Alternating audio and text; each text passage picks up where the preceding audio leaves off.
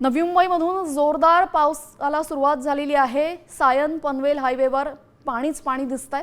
Juinagar station जवळ पाणी साचलेलं आहे। सायन पनवेल महामार्गावर वाहतूक कोंडी सुद्धा निर्माण झालेली आहे।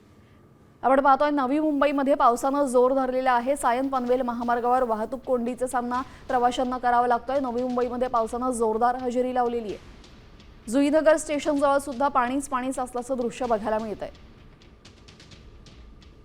नवी मुंबईमधली दृश्य आहेत। सायन पनवेल महामार्गावर मोठ्या प्रमाणात वाहतूक कोंडी झालेली आहे। या महामार्गावर पाणी सुद्धा साचल्याचं आपण पाहतोय। नवी मुंबईमध्ये पावसाने जोर धरल्यानंतर सायन पनवेल महामार्ग वाहतूक कोंडी आपल्याला त्याचा सामना करावा लागतो। आपल्यासोबत आमचे प्रतिनिधी विशाल चमने जोडले गेलेले आहेत। विशाल, मोठ्या प्रमाणात वाहतूक कोंडी झालेली आहे। जुईनगर स्टेशन परिसरात सुद्धा पाणी साचलेलं आहे, काय अधिक माहिती? खरं तर काल रात्रीपासूनच नवी मुंबई परिसरात मुसळधार पाऊस कोसळत आहे आणि सायन पनवेल हा जो महामार्ग आहे या महामार्गावरती मोठ्या प्रमाणावर वाहतूक कोंडी आपल्याला पाहायला मिळते।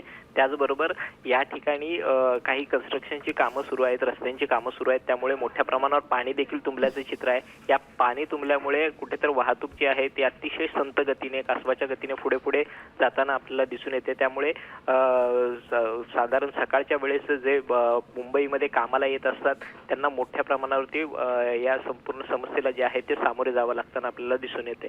त्याचबरोबर ती आज पाहिलं तर संपूर्ण या परिसरामध्ये नवी मुंबई असेल, रायगड असेल, त्याचबरोबर मुंबई असेल, या संपूर्ण परिसरामध्ये आज येलो अलर्ट देखील जारी करण्यात आलेला आहे। त्यामुळे मुसळधार पावसाचा देखील इशारा आपल्याला पाहायला मिळतोय। जी, धन्यवाद आपण दिलेल्या सविस्तर माहितीसाठी।